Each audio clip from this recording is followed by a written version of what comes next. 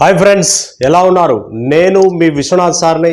ఇవాళ ఒక అద్భుతమైన కాన్సెప్ట్తో మీ ముందుకు వచ్చాను.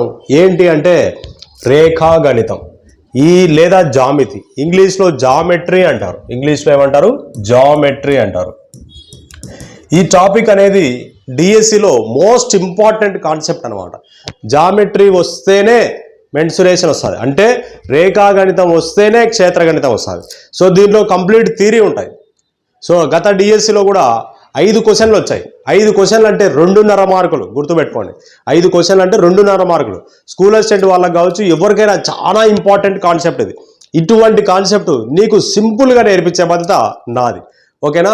సో మీరు ముందుగా మన ఛానల్ని లైక్ చేసి సబ్స్క్రైబ్ చేయండి. ఖచ్చితంగా లైక్ అయితే చేయడం లేప్ప, లైక్ చేయాలి. మీరు లైక్ చేస్తేనే చాలామందికి రీచ్ అవుతుంది. మీ సపోర్ట్ అదే మనకు కావాల్సినది.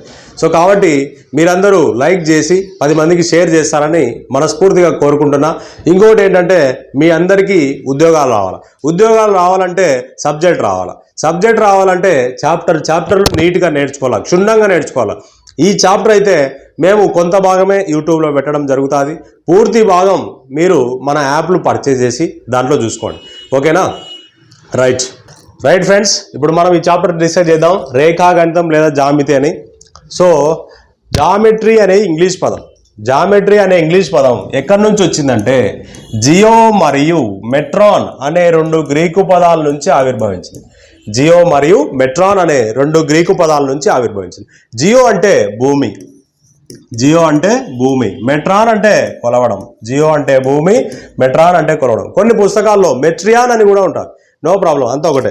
జియో అంటే భూమి, మెట్రాన్ అంటే కొలవడం. ఈ జామితిని గ్రీకులు ఎందుకు ఉపయోగించారంటే స్థలాల యొక్క, భూముల యొక్క హద్దులను గుర్తించడం కోసం వాళ్ళు గ్రీకులు ఈ జామితిని ఉపయోగించడం జరిగింది. అదే మన భారతీయులు ఎందుకు ఉపయోగించాడు అంటే ఖగోళ శాస్త్ర పరిశోధనల్లో ఈ రేఖాగణితాన్ని ఉపయోగించారు. చూడండి, భారతీయులకి గ్రీకులకి ఎంత డిఫరెన్స్ అంటే భారతీయులు ఆ కాలంలోనే రేఖాగణితంలో అద్భుతమైన ఆవిష్కరణలతో దూసుకుపోయినారు. అదే గ్రీకులు అక్కడెక్కడే ఉన్నారు. ఓకేనా? సో ప్రపంచంలో అతి పొడవైన నది ఏది? నైలు నది. సో నైలు నది ఉన్నటువంటి ఏది? ఈజిప్ట్ నాగరికత అంటారు. అదే భారతదేశంలో సింధు నది ఉంటుంది. సింధు నదిని ఆనుకొని ఉన్నటువంటి నాగరికత సింధు నాగరికత. సో అలా ఈ నాగరికతలు అనేటివి ప్రపంచ ప్రసిద్ధి చెందినవి. ఈజిప్టు నాగరికత ఏంటంటే సో నైలు నది ముంచేసింది జనాల్ని. నైలు నది ముంచేయడం వల్ల ఏమైంది? మిగిలిన ప్రజలు ఏం చేశారంటే వారి యొక్క గ్రామాల హద్దులను గుర్తించడం కోసం వాళ్ళు ఈ రేఖాగణితాన్ని ఉపయోగించారు. అందుకే వచ్చినదే భూమి కొలవడం, జియోమెట్రాన్. ఓకేనా? జియో మరియు మెట్రాన్ అంటే జియో అంటే భూమి, మెట్రాన్ అంటే కొలవడం అనే అర్థం. ఓకేనా? So right. అదే భారతీయులు ఈ రేఖాగణితాన్ని దేనిలో వాడారు? ఖగోళ శాస్త్ర పరిశోధనల్లో వాడడం జరిగింది. భారతీయులు రేఖాగణితాన్ని ఖగోళ శాస్త్ర పరిశోధనల్లో వాడడం జరిగింది. ఈ రేఖాగణితంలో ముఖ్యమైనటువంటి శాస్త్రవేత్తల గురించి తెలుసుకుందాం. రేఖాగణితంలో ముఖ్యమైనటువంటి శాస్త్రవేత్తలు ఎవరు అంటే బౌద్ధాయనుడు, ఆపస్తంభ కాత్యాయన. బౌద్ధాయనుడు, ఆపస్తంభ కాత్యాయన. వీళ్ళ ముగ్గురిని ఏమంటారంటే రేఖాగణితంలో శుల్బసూత్రకర్తలుగా పిలుస్తారు. రేఖాగణితంలో శుల్బసూత్రకర్తలుగా పిలుస్తారు. అంటే ఫర్ సపోజ్, బాగా గుర్తుపెట్టుకోండి, ఈ పాయింట్ మోస్ట్ ఇంపార్టెంట్. బౌద్ధాయనుడు, ఆపస్తంభ కాత్యాయన వీళ్ళ ముగ్గురిని రేఖాగణితంలో శుల్బసూత్రకర్తలుగా పిలుస్తారు.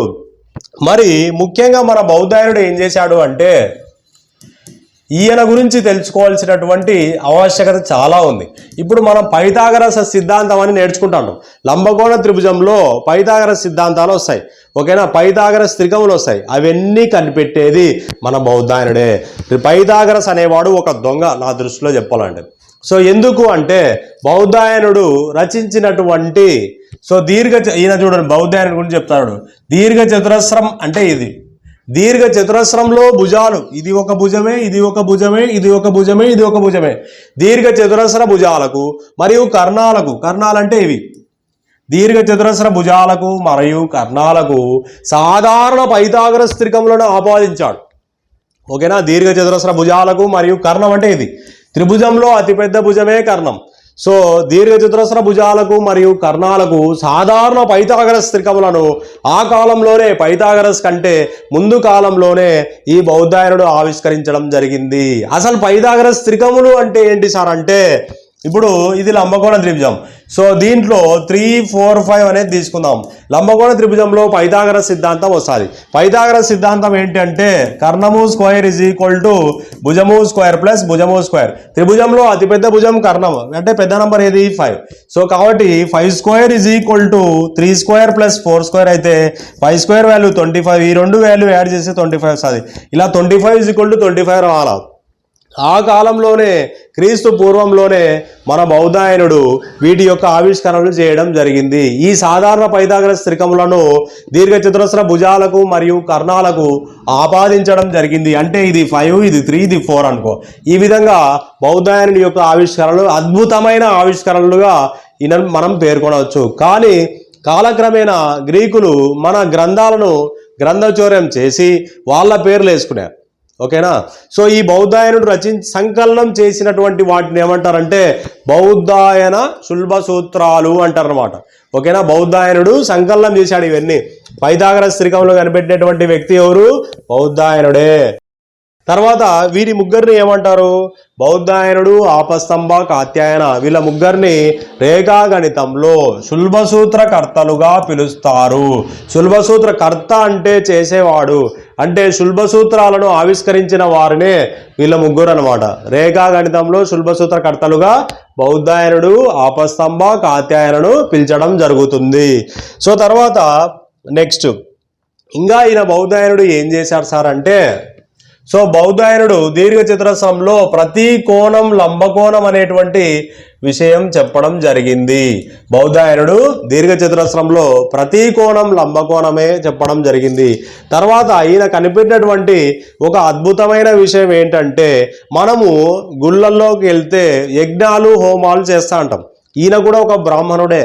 ఈయన కనిపెట్టినటువంటి అద్భుతమైన విషయం ఏంటంటే యజ్ఞగుండాలు లేదా హోమగుండాల నుంచి ఒక అద్భుతమైన విషయం రాబట్టాడు. ఏంటి ఆ అద్భుతమైన విషయం అంటే, యజ్ఞగుండాలు ఇలా ఉంటాయి, యజ్ఞగుండాలు లేదా హోమగుండాలు. సో వీటి నుంచి ఒక అద్భుతమైన విషయం, మొత్తం వీళ్ళ మైండ్ నిండా మ్యాచే ఉంటుంది. అదే మన మైండ్ నిండా ఎన్నెన్నో ఆలోచనలు. ఓకేనా. సో ఒకడు ప్రేమ కావాలంటాడు, ఇంకోడు పెళ్లి చేసుకోవాలంటాడు, ఇంకోడు డబ్బులు సంపాదాలంటాడు. సో అలా మన మైండ్ నిండా మ్యాథ్స్ తప్ప వేరే అన్ని విషయాలు ఉంటాయి. అదే వీళ్ళ మైండ్లో ఏముంటుంది అంటే, బౌద్ధాయనుడి మైండ్లో కేవలం మ్యాథ్సే. దేన్ని చూసినా మ్యాథ్స్తోనే చూసేవాడు అనమాట. అలా ఈయన గుడికి పోతే హోమం చేద్దామని చూస్తే ఇవి కూడా ఆయనకు మ్యాథ్స్ ఆకారంలో కనిపించాయి.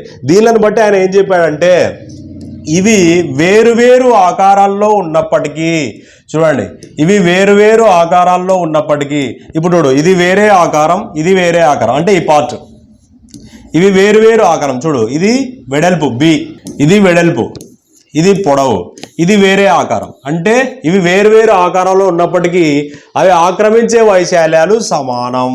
సో ఇప్పుడు ఇది చూడండి. సో దీని వెడల్పు ఒకటే, దీని పొడవు ఒకటే.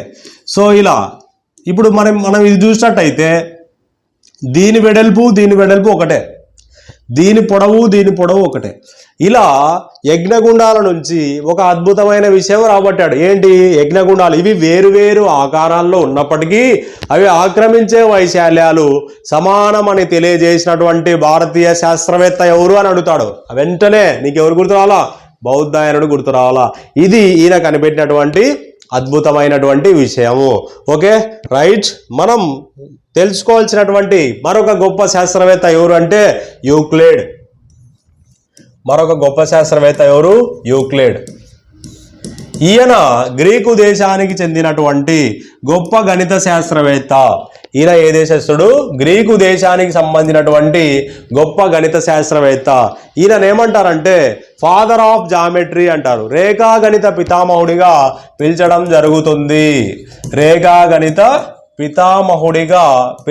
జరుగుతుంది. సార్ ఎందుకు సార్ ఈయనను రేఖాగణిత పితామహుడు అంటారు? మన భారతీయ శాస్త్రవేత్తలు లేరా అంటే, ఎందుకు పిలుస్తారంటే ఈయన రేఖాగణిత పితామహుడిగా, ఈయన రేఖాగణితాన్ని ఒక క్రమ పద్ధతిలో రూపొందించడం జరిగింది. రేఖాగణితాన్ని ఒక క్రమ పద్ధతిలో రూపొందించడం జరిగింది. అంటే ఎలా సార్ రేఖాగణితాన్ని క్రమ పద్ధతి అంటే, మనం ఎప్పుడే కానీ రేఖాగణితాన్ని చాలామంది తెలియని వాళ్ళు ఏం చేస్తారంటే 5వ తరగతిలో, 4వ తరగతిలో, 5వ తరగతిలో, 6వ తరగతిలో, 7వ తరగతిలో ఇలా చూసుకుంటారు. అలాగా మనం రేఖాగణితం ఎలా చదవాలంటే రేఖలు కోణాలు ఫస్ట్ చదవాలి. తర్వాత త్రిభుజాలు ఉంటాయి, తర్వాత చతుర్భుజాలు ఉంటాయి, తర్వాత బహుభుజులు ఉంటాయి, తర్వాత వృత్తాలు ఉంటాయి. ఈ విధంగా రేఖాగణితాన్ని చదవాలి. ఇలా ఈ క్రమ పద్ధతిలో ఈయన రూపొందించాడు యూక్లిడ్. అందుచేత ఈయనను రేఖాగణిత పితామహుడిగా పిలిచడం జరుగుతుంది.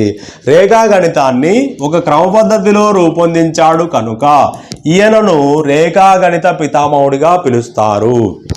తర్వాత ఈయన కనిపెట్టినటువంటి ఇంకా ఆవిష్కరణలు ఏమైనా ఉన్నాయా అంటే, ఈయన బిందువు, రేఖ, తలం అనే భావనలను గ్రహించడం జరిగింది. బిందువు, రేఖ, తలం అనేటువంటి భావనలను ఎక్కడి నుంచి తీసుకొచ్చాడు అంటే ప్రకృతి నుంచి తీసుకొచ్చాడు.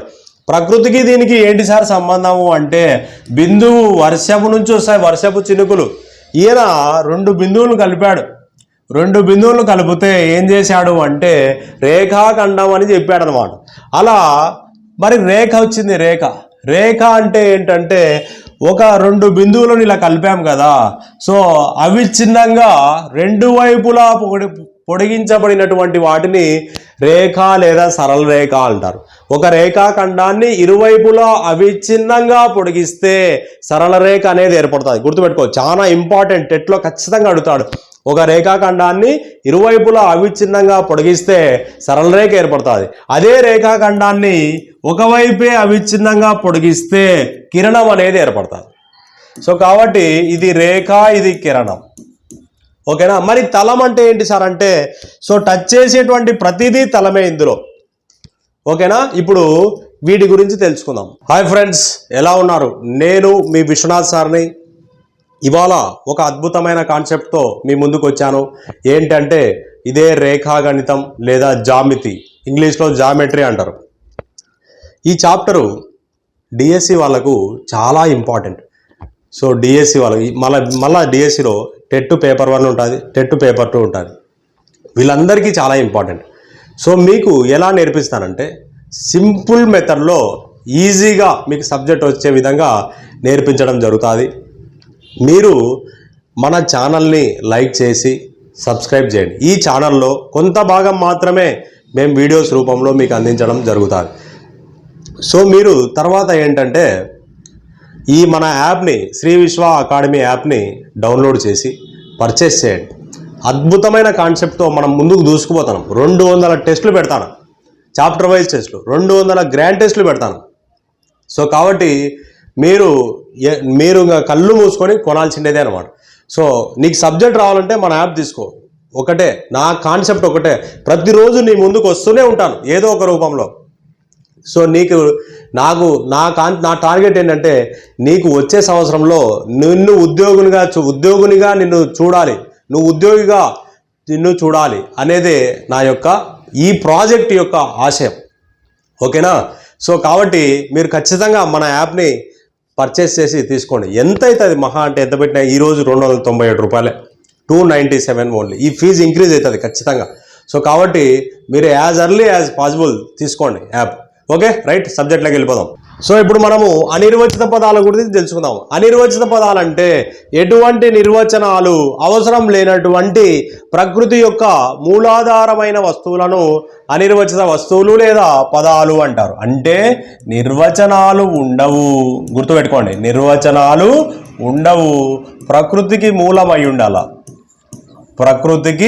మూలమై ఉండాల, అటువంటి వాటిని ఏమంటారంటే అనిర్వచిత పదాలు అంటారు.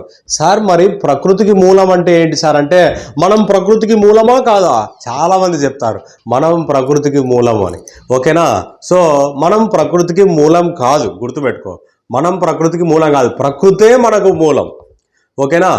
మరి ఇప్పుడు మనం లేకపోతే, ఫర్ సపోజ్ మనం లేకపోతే మేకలు బతకవా? బతుకుతాయి. కోళ్ళు బతకవా? బతుకుతాయి. అలా అనమాట. మనం లేకపోతే వర్షం రాదా? ఖచ్చితంగా వస్తుంది. మనం లేకపోతే మేకలు బతకవా అంటే బ్రహ్మాండంగా బతుకుతాయి. ఇప్పుడు కేజీ మటన్ ఎంత? 1000 రూపాయలేమో. కేజీ చికెన్ ఎంత? 250 రూపాయలేమో. ఇలా అనమాట. మనం లేకుంటే అవి ఎక్కువ కాలం బతుకుతాయి. సో కాబట్టి మనం ప్రకృతికి మూలం కాదు, ప్రకృతే మనకు మూలం. మరి మూలమైనది ఎవరు సార్ అంటే, ప్రకృతికి మూలం ఎవరు సార్ అంటే సూర్యుడు ప్రకృతికి మూలం. సూర్యుడు ప్రకృతికి మూలం. కాబట్టి సూర్యుడు ఒక అనిర్వచిత పదం. సూర్యునికి నిర్వచనాలు లేవు. చాలా మంది ఏం చెప్తారంటే సూర్యుడు మండుతున్న అగ్నిగోళం, అగ్ని అంటారు అనమాట. సో అవి నిర్వచనాలు కాదు. సూర్యుడు ఎవరు అంటే సూర్యునికి నిర్వచనం ఉండదు. సూర్యుడు ఒక అనిర్వచిత పదం. ఓకేనా? అనిర్వచిత పదాలు అంటే ఇప్పుడు అర్థమైందా? ఎటువంటి నిర్వచనాలు అవసరం లేనటువంటి ఎటువంటి నిర్వచనాలు అవసరం లేనటువంటి ప్రకృతి యొక్క మూలాధారమైన వస్తువులను అనిర్వచిత వస్తువులు లేదా అనిర్వచిత పదాలు అంటారు. యూక్లిడ్ రేఖాగణితాన్ని ఎలా రూపొందించాడంటే స్వీకృతాల ఆధారంగా రూపొందించాడు. యూక్లిడ్ రేఖాగణితాన్ని ఎలా రూపొందించాడు? స్వీకృతాల ఆధారంగా రూపొందించాడు. అసలుకు ఈ స్వీకృతాలంటే ఏంటో తెలుసుకుందాం. అసలుకు ఈ స్వీకృతాలంటే ఏంటంటే ఎటువంటి నిరూపణలు అవసరం లేనటువంటి సత్య ప్రవచనాలను స్వీకృతాలు అంటారు. అంటే నిరూపించాల్సిన అవసరం లేదు కానీ అవి నిజం, అటువంటి వాటిని స్వీకృతాలు అంటారు. ఎటువంటి నిరూపణలు అవసరం లేనటువంటి సత్య ప్రవచనాలను స్వీకృతాలు అంటారు. యూక్లిడ్ రేఖాగణితాన్ని ఈ స్వీకృతాల ఆధారంగా రూపొందించాడు. గుర్తుపెట్టుకో, యూక్లిడ్ రేఖాగణితాన్ని ఎలా రూపొందించాడు? స్వీకృతాల ఆధారంగా రూపొందించాడు. అసలు స్వీకృతం అంటే ఏంటి? ఎటువంటి నిరూపణలు అవసరం లేనటువంటి సత్య ప్రవచనాలను స్వీకృతాలు అంటారు. అంటే ఈ యూక్లిడ్ రూపొందినటువంటి స్వీకృతాల్లో కొన్ని తెలుసుకుందాం. సమాన రాశులను కూడితే వచ్చే వాటి మొత్తాలు సమానం అని చెప్పాడు. 5కు సమాన రాశి 5. 5 + 5 ఎంత? 10 అనుకుందాం. ఒక నంబర్ 10 తీసుకుందాం. సమాన రాశికి సమాన రాశిని కూడితే వచ్చే వాటి మొత్తాలు సమానం. అంటే 10 = 10 ఉంది కదా, అలా అనమాట. సమాన రాశుల నుండి సమాన రాశులను తీసేస్తే వచ్చే వాటి భేదాలు కూడా సమానం. 5 - 5 = 0. 0కు సమానం అవుతాయా లేదా? సో ఇలా అనమాట. అలా రేఖాగణితాన్ని మొత్తం స్వీకృతాల ఆధారంగా రూపొందించాడు. ఇందులో ఏది ఫిక్స్డ్ ఏమి ఉండదన్నమాట, అంతా ఊహించి రాసేదే. బిందువు అంటే ఏంటి? వర్షపు చినుకలను చూసి బిందువు కలిపితే రేఖాఖండం అని పెట్టాడు. ఇలా అనమాట. ఒక రేఖాఖండాన్ని ఒకవైపు అవిచ్ఛిన్నంగా పొడిగిస్తే దాన్ని కిరణం అని, రెండు వైపులా అవిచ్ఛిన్నంగా పొడిగిస్తే సరళ రేఖ అని ఇలా చెప్పాడు అనమాట. సో రైట్, ఇది స్వీకృతము అంటే. తర్వాత నెక్స్ట్ అనిర్వచిత పదాలు అనేవి తెలుసుకుందాం. అనిర్వచిత పదాలు ఇవంతా మెథడ్ కాన్సెప్ట్ అనమాట. మెథడ్లో స్టార్టింగ్లో మెథడ్ ఉంటుంది అనమాట. మెథడ్ కాన్సెప్ట్ జస్ట్ ఒక 3-4 పదాలు ఉన్నాయి, అవి తెలుసుకొని తర్వాత కంటెంట్లోకి ఎంటర్ అయిదాం. సో అనిర్వచిత పదాలు అంటే పేరులోనే చూడండి, నిర్వచనాలు ఉండవు. ఎటువంటి నిర్వచనాలు అవసరం లేనటువంటి సత్య ప్రవచనాలను ఓకేనా ఏమంటారు? అనిర్వచిత పదాలు అంటారు. రైట్ ఫ్రెండ్స్, మనం ఇప్పటి వరకు ఏం తెలుసుకున్నాం? సో యూక్లిడ్ గురించి తెలుసుకున్నాం, బౌద్ధాయనుడు ఆపస్తంభకాధ్యాయన గురించి తెలుసుకున్నాం. సో తర్వాత అనిర్వచిత పదాలు, నిర్వచిత పదాలు, స్వీకృతాలు, సమతలం ఇవి తెలుసుకున్నాం. మరి ఇంకొక పదం ఉంటుంది. ఏంటి ఆ పదం అంటే అంతరాళం అనేటువంటి ఒక పదం ఉంటుంది. అంతరాళం అంటే ఏంటంటే, సో అంతరాళం అనేది ఏంటంటే బిందువులు, రేఖలు, కోణాలు, త్రిభుజాలు, చతుర్భుజాలు అన్నీ కలిపి దీంట్లో ఉండేది అనమాట. మనం సౌర కుటుంబం అంటే ఏమంటాం? భూమి, చంద్రుడు, సూర్యుడు, నక్షత్రాలు, పాలపుంత ఇవన్నీ కలిపి సౌర కుటుంబం అని ఎలా అంటామో, రేఖాగణితంలో కూడా బిందువులు, రేఖలు, త్రిభుజాలు, కోణాలు, చతుర్భుజాలు, సమతలాలు అన్నీ కలిపి ఇందులో భాగమే. ఓకేనా? సో రైట్, నెక్స్ట్ ఇప్పుడు కంటెంట్. ఇప్పుడు వరకు చెప్పిందంతా మెథడ్ కాన్సెప్ట్. ఇప్పుడు కంటెంట్లోకి వద్దాం. సో ఇందులో భాగంగా ఏంటంటే ఫస్ట్ ప్రాథమిక జామితీయ భావనలు ఉంటాయి. ప్రాథమిక జామితీయ భావనలు. సో ఇది కంటెంట్ అనమాట. కంటెంట్ నుంచి తెలుసుకుందాం. ఏంటి అంటే బిందువు అనేది తెలుసుకుందాం. ఫస్ట్ బిందువు అంటే చిన్న డాట్. మరి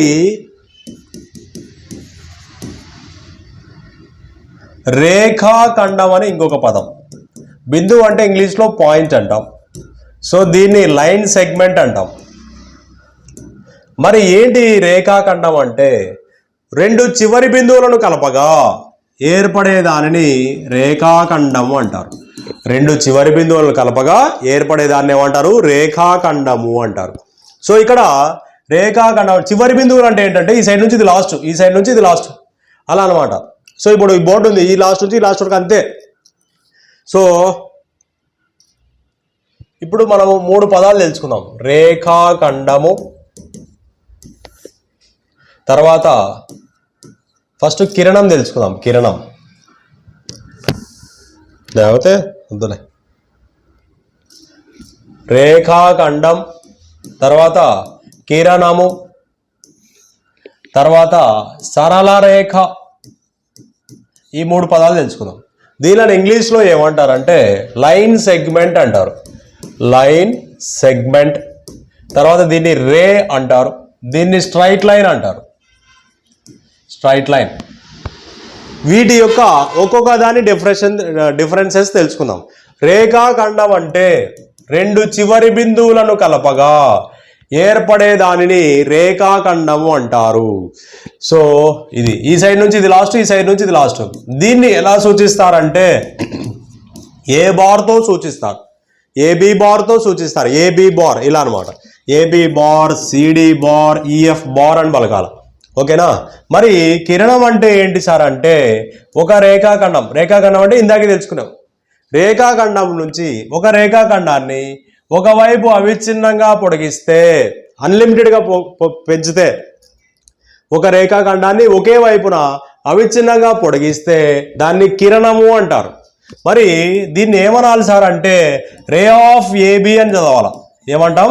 రే ఆఫ్ ఏబి, కిరణం ఏబి. సో అంటే రెగ్యులర్గా ఇట్లా స్ట్రైట్ లైన్ ఉంటాయి కదా. సో ఇప్పుడు దీంట్లోంచి ఒక కిరణం అనేది ఇట్లా విడదీసింది అనుకో, దాన్ని ఇలా తీసుకుంటాం అనమాట. రే ఆఫ్ ఏబి అని మనం చదువుతాం అనమాట. Ray of AB, ray of CD ఇలా అనమాట. మరి సరళ రేఖ అంటే ఏంటంటే ఒక రేఖాఖండానికి ఇరువైపులా అవిచ్ఛిన్నంగా పొడిగిస్తే దానిని సరళ రేఖ అంటారు. ఒక రేఖాఖండానికి ఇరువైపులా అవిచ్ఛిన్నంగా పొడిగిస్తే ఏర్పడేదాన్ని ఏమంటారు? సరళ రేఖ. ఇరువైపులా చూడు. సో ఈ సైడ్ పెంచాము, ఈ సైడ్ పెంచాం, దీనికి ఒక సైడే పెంచాం. సో కాబట్టి దీన్ని ఏమంటారంటే సరళ రేఖ అంటారు. మరి దీన్ని స్ట్రైట్ లైన్ ఆఫ్ ఏబి అని చదువుతాం. ఏమంటాం? స్ట్రైట్ లైన్ ఆఫ్ ఏబి అని చదువుతాం. స్ట్రైట్ లైన్ ఆఫ్ సిడి అని చదువుతాం. ఇలా సరళ రేఖ అనేది ఇలా ఉంటుంది. సరే, మరి నెక్స్ట్ ఈ రేఖాఖండానికి ఒకే ఒక రెండు చివరి బిందువులు ఉంటాయి, గుర్తుపెట్టుకోండి. రేఖాఖండానికి రెండు చివరి బిందువులు ఉంటాయి. అంటే ఈ సైడ్ నుంచి ఇది లాస్ట్, ఈ సైడ్ నుంచి ఇది లాస్ట్. కాబట్టి రేఖాఖండానికి రెండు చివరి బిందువులు ఉంటాయి. మరి కిరణానికి ఒకే ఒక చివరి బిందువు ఉంటుంది, ఇదే లాస్ట్గా. ఈ సైడ్ లేదు. ఈ సింబల్ ఉందంటే గుర్తుపెట్టుకో, పోతానే ఉంటుంది. సో ఇలా అనమాట. రెండు చివరి బిందువులు ఉంటాయి ఏదానికి?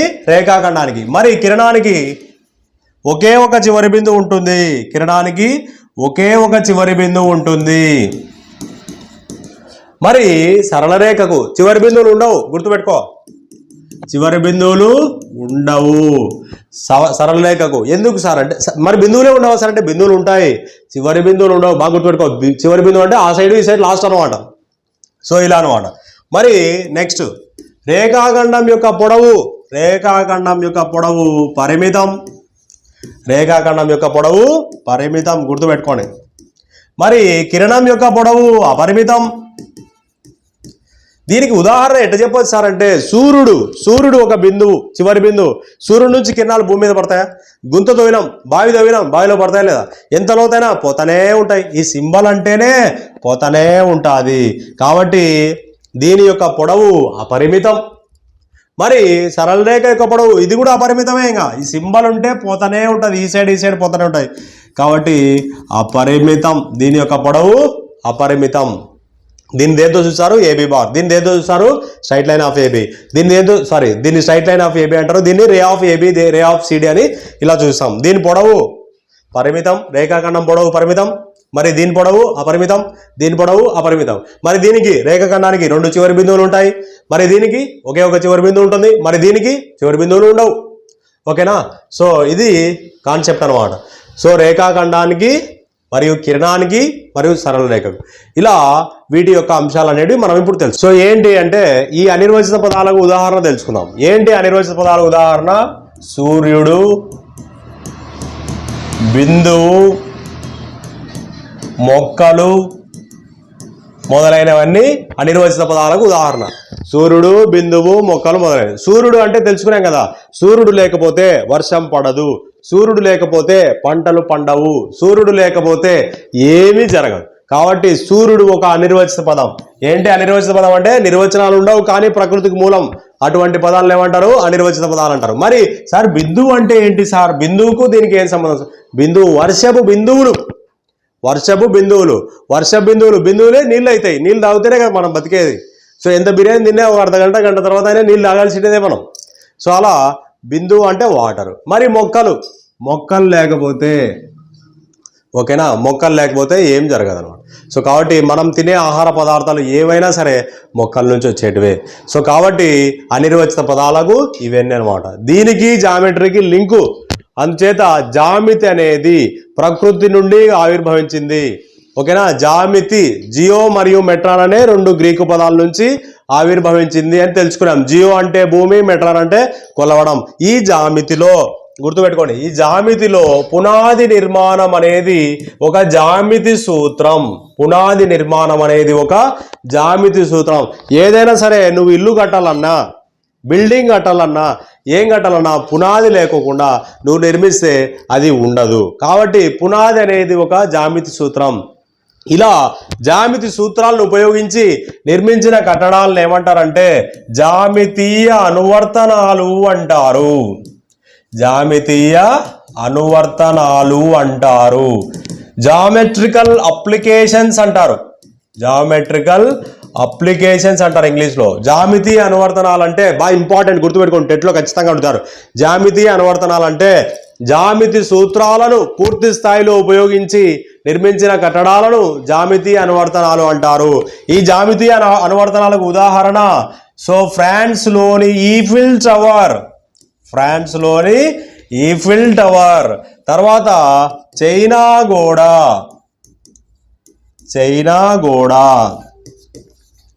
తర్వాత యాడుంది చైనా కూడా యాడుంటుంది? చైనాలో ఉంటుంది అంతే. సో తర్వాత ఈజిప్టులోని పిరమిడ్లు. సో పిరమిడ్లు ఏడుంటాయి? ఈజిప్టులో ఉంటాయి. సో కాబట్టి ఈజిప్టులోని పిరమిడ్లు. తర్వాత పురాతనమైన హిందూ దేవాలయాలు. ఇవన్నీ జామితీయ అనువర్తనాలకు ఉదాహరణ. చూడు, జామితి సూత్రాలను పూర్తి స్థాయిలో ఉపయోగించారు కాబట్టే ఇప్పటికీ ఈఫిల్ టవర్ చెక్కు చెదరలేదు. జామితి సూత్రాలను పూర్తి స్థాయిలో ఉపయోగించారు కాబట్టే చైనా కూడా ఇప్పటికీ ఉంది. జామితి సూత్రాలను పూర్తి స్థాయిలో ఉపయోగించారు కాబట్టే ఈజిప్టులో పిరమిడ్లు చెక్కు చెదరలేదు. జామితి సూత్రాలను పూర్తి స్థాయిలో ఉపయోగించారు కాబట్టే హిందూ దేవాలయాలు ఇప్పటికీ ఉన్నాయి. సో అలా అనమాట. కాబట్టి ఇందులో ఇందాక తెలుసుకున్నాం పునాది నిర్మాణం అనేది. ఈఫిల్ టవర్ ఎంతైతే ఎత్తుందో అందులో 70% లోతులో పునాది ఉంటుంది. అంత లోతులో పునాది తీశారు. ఈఫిల్ టవర్ ఇలా ఉంది కదా, ఇలా ఉంటే ఇందులో ఇంత భాగం వరకు పునాది అంతా ఉంటుంది. సో అలా అనమాట. పునాది standard, quality and quantity maintain చేస్తారు. మనం ఈరోజు బిల్డింగ్ కట్టాలంటే సో కనీస ఖర్చు, ఒక ఇల్లు, ఒక హాలు, బెడ్రూము, కిచెన్ ఉండాలంటే దానికి అయ్యేటువంటి ఖర్చు 20 లక్షల రూపాయలు అవుతాయి. ఓకేనా, మాకు క్వాంటిటీలో రావాలా, క్వాంటిటీ హైలైట్గా ఉండాలా. ఆ ఇల్లు కట్టేటువంటి ఇల్లు 30 సంవత్సరాలు మాత్రమే వస్తుంది. అలా కాకుండా మాకు 200-300 సంవత్సరాలు ఉండాలంటే సో అప్పుడు ఏం చేస్తామంటే క్వాలిటీ ఎక్కువ యూజ్ చేస్తే 1 కోటి రూపాయలు అవుతుంది. ఏంటికి అంటే ఒక సిమెంట్ బస్తా తీసుకుంటావు. ఒక సిమెంట్ బస్తా ఎంత అవుతుంది?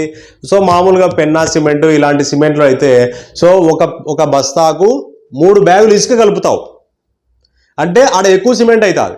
అంటే సింపుల్గా అయిపోతుంది, తొందరగా అయిపోతుంది. అలా కాకుండా అల్ట్రాటెక్ సిమెంట్, ఎల్ఎన్టీ సిమెంట్ ఉంటాయి. ఒక బ్యాగు సిమెంట్కి ఒక బ్యాగ్ ఇసుకే కలుపుతావు, అది ఎక్కువ కాస్ట్ అవుతుంది. ఇది 400 రూపాయలు, పెన్నా సిమెంట్ 250 రూపాయలు. అలా అనమాట, డిఫరెన్స్ వస్తుంది. సో కాబట్టి క్వాంటిటీ అనేది రాదనమాట మనకు. సో ఇలా ఒక 30 సంవత్సరాల ప్రకారం 30 లక్షల రూపాయల బడ్జెట్తో అయిపోతుంది.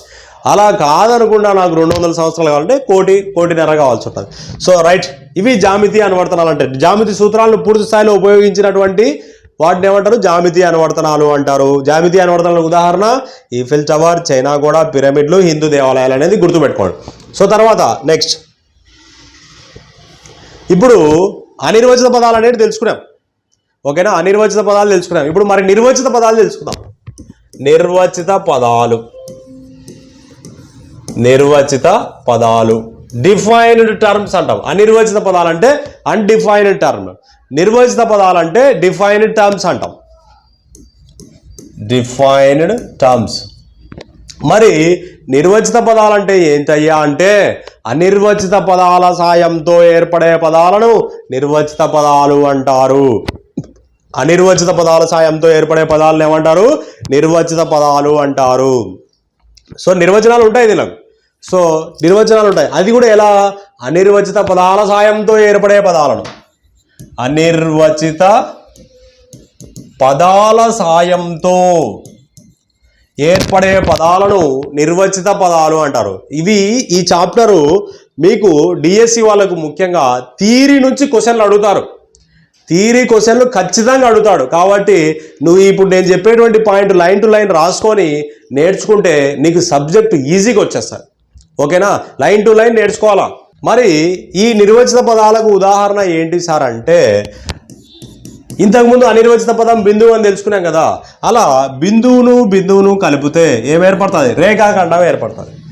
ఓకేనా, సో రేఖాఖండం నుంచి రేఖాఖండాన్ని ఇరువైపులా అవిచ్ఛిన్నంగా పొడిగిస్తే రేఖ అనేది ఏర్పడుతుంది. కాబట్టి రేఖ, కోణము, త్రిభుజము ఇవన్నీ నిర్వచిత పదాలు అన్నమాట. అంటే అనిర్వచిత పదాల సాయంతో ఇవి ఏర్పడినాయి కాబట్టి వీటిని ఏమంటారు? నిర్వచిత పదాలు అంటారు. ఓకేనా, సో రైట్. ఇంకోటి తెలుసుకుందాం. ఇంకోటి నెక్స్ట్ ఏంటంటే సమతలం అనే ఒక పదం తెలుసుకుందాం. సమతలం, సమతలం, సమతలం అంటే ప్లేన్ అంటారు. ప్లేన్, ఇంగ్లీష్లో ప్లేన్ అంటారు. సమతలం అంటే అన్ని వైపులా, ఇది ఉందనుకుందాం, అన్ని వైపులా అవిచ్ఛిన్నంగా పొడిగించబడినటువంటి తలాన్ని సమతలం అంటారు. అన్ని వైపులా అంటే 4 వైపులా, అన్ని వైపులా అవిచ్ఛిన్నంగా పొడిగించగా ఏర్పడిన దాన్ని సమతలం అంటారు. ఈ సమతలంలో బిందువులు, ఓకేనా, సో ఒకే సమతలంలో ఉన్నాయనుకో బిందువులు, ఫర్ సపోజ్ ఒకే సమతలానికి చెందినటువంటి బిందువులను ఏమంటారంటే ఏకతల బిందువులు లేదా మరియు ఏకతల రేఖలు. ఈ పదాలు తెలుసుకుందాం. ఏకతల అంటే ఒకే తలకాయ ఉన్నాయనుకున్నారు కాదు, ఇవి సంస్కృత పదాలు. రేఖా గణితం అనేది ఎక్కడి నుంచి వచ్చిందంటే సంస్కృతం నుంచి ఆవిర్భవించడం జరిగింది. సో సార్ ఇందాకే కదా సార్ గ్రీకులు అంటారు కదా, జామెట్రీ అనే ఇంగ్లీష్ పదం జియో మరియు మెట్రా అనే 2 గ్రీకుల నుంచి వచ్చింది. ఇది రేఖా గణితాన్ని పూర్తి స్థాయిలో రూపొందించింది మన భారతీయులే. మనం భారతీయులుగా పుట్టినందుకు గర్వపడాలి, గుర్తుపెట్టుకోండి. అలా సున్నాను కనిపెట్టినది కూడా భారతీయులే. సో చాలా మంది ఏమంటారంటే సున్నాను కనిపెట్టినది ఎవరంటే వెంటనే కళ్ళు మూసుకొని ఆర్యభట్ట అంటారు. కాదు నాయన, సున్నాను కనిపెట్టింది భారతీయులు. ఆర్యభట్ట ఉపపత్తి ఇచ్చాడు వాటికి. ఓకేనా, సున్నాను కనిపెట్టేది ఎవరు? భారతీయులు. అది ఎవరో తెలియదు, ఎవరికి తెలియదు. సో అలా అనమాట. మరి ఏకతల బిందువులు అంటే ఒకే తలానికి చెందిన బిందువులను సతలీయ బిందువులు లేదా ఏకతల బిందువులు అంటారు. సతలీయ, ఈ పదం తెలుసుకో. సతలీయ బిందువులు లేదా ఏకతల బిందువులు, ఒకే తలానికి చెందిన రేఖలను సతలీయ రేఖలు అంటారు. సతలీయ, తలి, తలం, ఒకే తలం, అలా అనమాట. సో ఇప్పుడు చెప్దాం. ఇది సమతలం. ఇందులో బిందువులు, ఒకే తలానికి చెందిన బిందువులను సతలీయ బిందువులు అంటారు. ఒకే తలానికి చెందిన రేఖలను సతలీయ రేఖలు అంటారు. సో ఇలా తెలుసుకోవాలన్నమాట. సో ఇది ఫ్రెండ్స్ ఇవాల్టి పార్ట్ 1 టాపిక్ యొక్క కంప్లీట్ ఇన్ఫర్మేషన్. మళ్ళా ఎల్లుండి ఇంకొక పార్ట్ రిలీజ్ చేయడం జరుగుతుంది. ఇందులో కంప్లీట్ వీడియోస్ అయితే మీరు మన యాప్నే పర్చేజ్ చేసుకోండి. ఓకేనా, ఎందుకంటే యూట్యూబ్లో పూర్తి కంటెంట్ పెట్టడం కుదరదు అనమాట. సో ఎందుకు సార్ అంటే కొన్ని కారణాలు ఉంటాయి. ఓకే, ఎనీహో మీకు నా కాన్సెప్ట్ ఒకటే, మీకు జాబ్ తెప్పించాలి. సో ఇప్పుడు నోటిఫికేషన్ చాలామంది చెప్తాంటారు నోటిఫికేషన్ ఎప్పుడో వస్తుంది, మనం అప్పుడు చదువుదాంలే అని. నువ్వు అప్పుడు నోటిఫికేషన్ వచ్చినా చదివేదానికి నువ్వు చదవద్దు, ఇంకా పని చేసుకో. అర్థమైందా?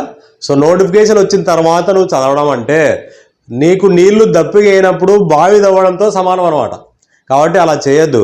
నువ్వు వేరే ప్రైవేట్ జాబుల జోలికే పోవద్దు. ఇంకా క్లియర్గా మన నారా లోకేష్ చెప్పినాడు. ఏమని చెప్పినారు ఆయన? క్లియర్గా ఆయన చెప్పినాడు, నేను ప్రతి ఏటా డిఎస్సి పెడతాను అంటున్నాడు. టెట్లో మార్క్స్ ఎక్కువ ఉంటే డిఎస్సి పక్కాగా వస్తుంది నీకు. కాబట్టి ఇప్పుడు పెళ్లి చేసుకోవడం అవసరం లే మనకు, ఓకేనా? సో ఉద్యోగం చేయడం ఇంపార్టెంట్ మనకు, ప్రైవేట్ జాబులు చేయకు. ఇప్పుడు పెళ్లి చేసుకొని మన పాపం మీరు నమ్మరు, మన ఒక అమ్మాయి, సో ఆ అమ్మాయి ఏజ్ ఎందుకులే చాలా ఏజ్ ఉంది. సో నేను జాబ్ కొట్టేంత వరకు పెళ్లి చేసుకున్నది, మన జాబ్ వచ్చింది, ఇంకా పెళ్ళి అయిపోతుంది. సో అలా అనమాట. కాబట్టి మనము ఈ అబ్బాయిలు కావచ్చు అమ్మాయిలు కావచ్చు పెళ్ళి సెకండరీ. కాబట్టి ఫస్ట్ నువ్వు జాబ్ కొట్టవు. జాబ్ కొట్టాలంటే ఏం చేయాలి? సబ్జెక్ట్ నేర్చుకోవాలి.